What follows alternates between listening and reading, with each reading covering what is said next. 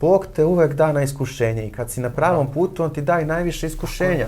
Znaš, nikad nije to lako, ali ti da usmerenja s vremena na vreme, velika je patnja, veliki krst nosiš, ali s vremena na vreme ti tako nešto blicne i on ti da signal istraj. Što ja to tumačim? Testira tvoju istinsku želju i motivaciju. Tako Jesi je. ušao u tu priču? Ajde da vidim da li ti istinski želiš i imaš to u sebi, da izguraš tu stvar do kraja. Tako je. Ne vezano za politiku, za bilo šta. Tako je. I eto sad prilike također preko srpske policije koja je zloupotrebljavala svoj položaj, preko informera, koje da napomenem sve će ići tužbe. Imam izuzetnog advokata Ivana Ninića koji je jako požrtvovan oko svega toga. Dakle, i sve to i opet Gospod ti da priliku da ovog puta cela Srbija sazna kakve ja kolege, najbolji ljudi na svijetu. Poštovanje, dragi gledaoci, nastavljamo gde smo stali, a to jesu, na našu veliku žalost, jako teške teme. Teme koje, kamo sreće da se ne dešavaju nigde, a još gore što se dešavaju u našoj državi. Vlado, nažalost, ti si, kažemo, bio učesnik u vidu žrtve, što se tiče ovih tema. U prethodnom delu intervjua si opisao jednu situaciju gde ti ležiš u krevetu sa povredama, a u krevetu iznad leži osoba koja isto ima povrede i jednog i drugog su pretukli pripadnici MUP-a. Da, ja se iz tog kreveta posle selim u bolnički krevet zbog povreda koje sam imao. Dakle, oni su mene, mene su, oni tukli su i nogama i pendrecima i ne znam nije šta. Nisu gledali čime ti tukli? Do dan danas imam problem što moram da pijem lek za želudac jer kad ga ne popijem na vreme, meni krene ovdje, meni je želudac bio izmešten, sva što se tu dešavalo, znaš. I sad ti imaš tu situaciju da mene, kad je ovo novo privođenje bilo, pita, a je li, kaže, lekovi, ali imaš ti recept za to? Znaš, to je ponižavanje, upravo to, sa njima kažem... Misliš da imaju informaciju zbog čega piješ? Ma imaju, nego su bezobrazni. Zato što oni sad vide tu osobu koja je njima na meti, koja je njima, znaš, ide ovako, ja ću ići ovako dokle god mogu i pričati istinu. To je, brate, radio i Sveti Sava i Isus Hristos, svako, ne poredim se, oni su 50 puta i bolji ljudi od mene i umniji i sve, ali isto su išli ovako pred ljude i pričali o tome, pričali istinu. I ja idem i pričam istinu i to je moj put. Ja sam u medije ušao zbog te istine. Tako je, pa neki rade šta hoće sa mnom, nek ja budem ta njihova crna rupa i tačka, ali oni su tad videli mene, kad su me ponovo sad priveli, to jest pretresali, kako oni kažu, kažu, a jeli Boga ti koje ti lekove piješ, ti piješ neke lekove zbog tog prebijanja. Pazi, mislim, ne mogu oni da shvate i ne do Bog da je njihovo dete bilo na nekom od protesta. Ne daj Bože. Nikom da se to desi. Baš nikom. Nemaju, oni vide samo ono što im Vučić plasira. I nažalost to je uslovljeno, to je sve zavezano. Imamo primjere časti kao što je Spasoje Vulović, ali nije svako Spasoje Vulović, nije svako takav. Nemamo mi luksuz ovdje da se nešto mnogo sad čak ni ljutimo na njih, jer mi što pre shvatimo da ta policija prosto nikad neće u pravom smislu te reči sagledati stvari, nego da su sami sebe uklopili u tu ljusku Janičara. Mi ćemo pre, jer neki deo valjda nas koji je ljudski i dalje negde ima neku... Može li ih pozoveš policajcama osobe koje čini krivično delo? Može li ih nazivaš policajcama? Pa meni je advokatica savjetovala da to tako radim zato što je valjda tako pravilnije, ali meni u dubini duše više policajac, kad vidim savršenog policajca, meni puls skoči, tako da nemaju oni u mojoj duši više mjesta ništa. To što ću ja reći ovako da je policajac, to ništa nema. Mislim, onog trenutka kada gledam kad me davi čovjek u Valjevu, znaš, i kada oni stoje i gledaju i trepću, meni su onda oni izgubili svaku referencu institucije, oni su onda za mene postali krpa. I ja ne mogu da ne razgovaram o njima i mogu sad da me privedu kad izađem iz studija, ako hoće informativni razgovor, i dalje ćemo da rade šta hoće, ja ću i dalje da pričam ono kako jeste. Ja nijednom policajcu u brk nisam rekao, sad prozivam ovdje lično nekoga i tako dalje. Ja pričam o njihovom postupanju, pa vi dokažete da je suprotno. Ali ceo taj 14.8. sve to što se dešavalo posle, da je toliko dece na bolničkom lečenju, da se sve to dešava, nekako, ne znam, ne može to da se tek tako oprosti i zaboravi. Sud će reći svoje, a što se mene lično tiče, kako si rekao, ja sam sve ovo ispričao već i da ne pričam o tim povredama, sve koje se imaju tako dalje. Ja izlazim iz bolnice i sad ponovo govorili smo o situaciji da tebe ova država tera da se osjećaš kao stranac. Ja sam, pored ovoga što sam aktivista i student, ja sam član Novog lica Srbije, malte ne od osnivanja, na protestima sam poodavno. Odbio sam da budem svojevremeno član Spasa, posle toga član Srpske napredne stranke, sve preko istog čoveka. Tad je mene direktor bolnice zvao da budem član Spasa, da se borimo mi 2018. protiv Vučića. Ja tek završio srednju školu, ja sam odbio. Koji si godište? 99. Pa onda 2020. kad smo dobili za vreme covida nas, ne znam nija koliko, posao u domu zdravlja, nas zovu SNS da se uključimo. Pa sam ja ispričao priču kako je moja majka prošla sa SNS-om u ovom selu gdje nemamo ni put, ni ulično svjetlo, ni ništa, zato što nije htjela da se učlani kod njih, a moj pokojni otac je neko koji je 4 mjeseca proveo na ratištu za ovu zemlju. I preminuo je 2003. I to je hvala. Gde su članovi Srpske napredne stranke tada, još dok sam ja bio mali, moji majci govorili ako nećeš učlaniš u stranku, ne možeš dobiješ put.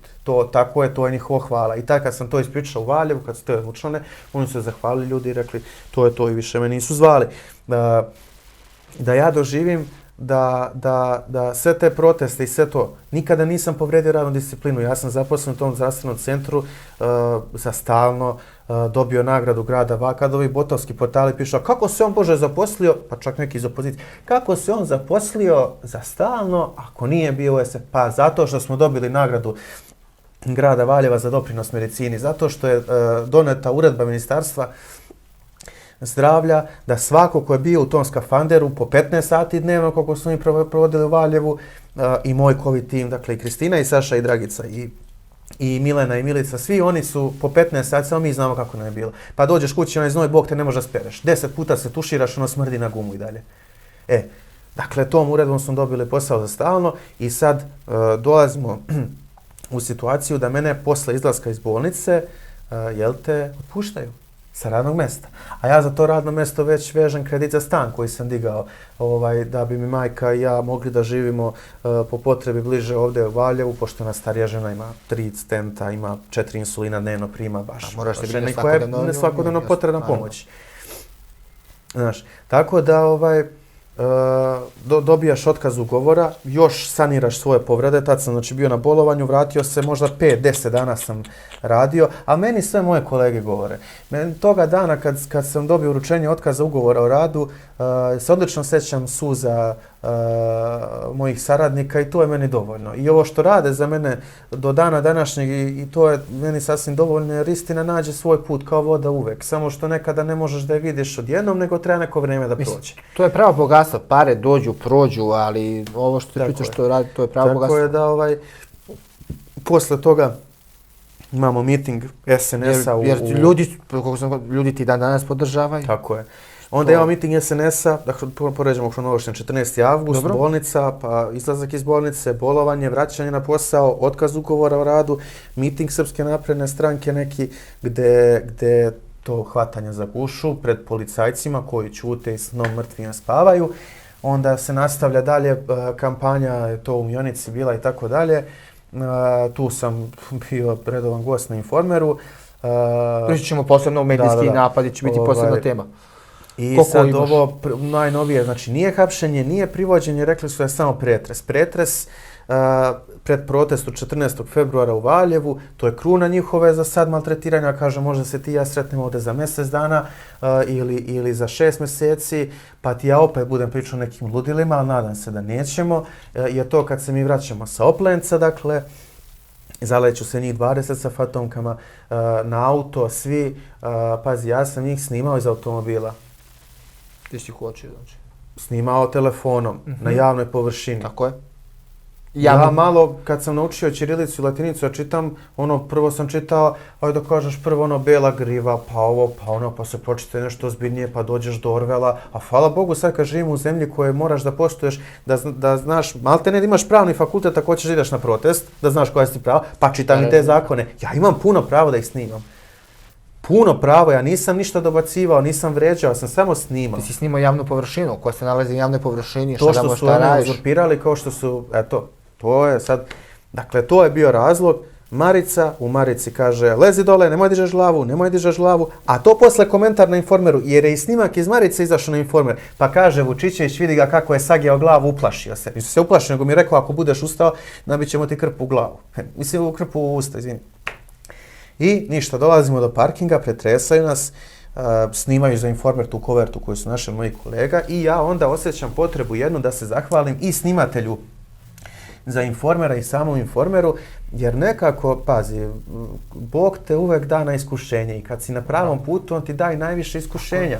Znaš, nikad nije to lako, ali ti da usmerenja s vremena na vreme, velika je patnja, veliki krst nosiš, ali s vremena na vreme ti tako nešto blicne i on ti da signal Kako ja to tumačim? Testira tvoju istinsku želju i motivaciju. Tako Jesi je. ušao u tu priču? Ajde da vidim da li ti istinski želiš i imaš to u sebi, da izguraš tu stvar do kraja. Tako je. Ne vezano za politiku, za bilo šta. Tako je. I eto sad prilike također preko srpske policije koja je zloupotrebljavala svoj položaj, preko Informera, koje da napomenem sve će ići tužbe. Imam izuzetnog advokata Ivana Ninića koji je jako požrtvovan oko svega toga. Dakle, i sve to i opet Gospod ti da priliku da ovog puta cela Srbija sazna kakve ja kolege, najbolji ljudi na svijetu. Valjevsko zdravstvo, pravo bogatstvo. Ova generacija zdravstvenih radnika Zdravstvenog centra Valjevo će ostati upamćena, ostaće i direktor Zdravstvenog centra koji je otpustio i on će ostati upamćen u istoriji. On je i predsjednik SNS-a u isto vrijeme u Valjevu. To je čovjek koji će također ostati upisan, ali ono boldirano i crnim slovima i kako ne treba. Ova generacija će ostati upisana kao neko ko je solidaran, neko ko je prvi izašao još 2024. godine 27. decembra na 15 minutnu tada ćutnju i ko to radi dan danas svakog petka. To su ljudi koji meni, dakle, kako se nezakonito otpušten, skupljaju novac svakoga mjeseca, koji su se odmah organizovali kad je sve to isplivalo i izašli ispred Doma zdravlja, napravili konferenciju za medije, pa je to posle bilo i kod Kesića i na Dnevniku i tako dalje, kako zapravo oni tamo se vidi u koverti po 100 dinara ljudi skupljaju. Po 100 dinara i svako kršten vidi šta se dešava.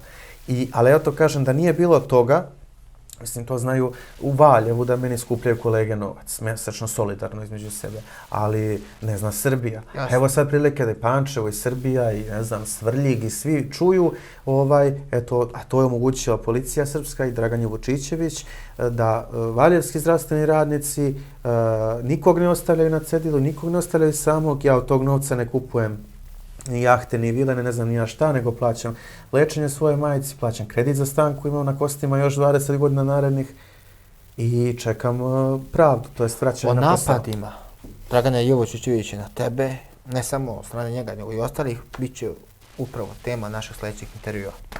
Tako da, dragi gledalci, zapratite ovaj kanal, lajkujte ovaj video, ne zbog nas, već zbog istine. Istina je samo jedna, a spinova mnogo. Prijetno.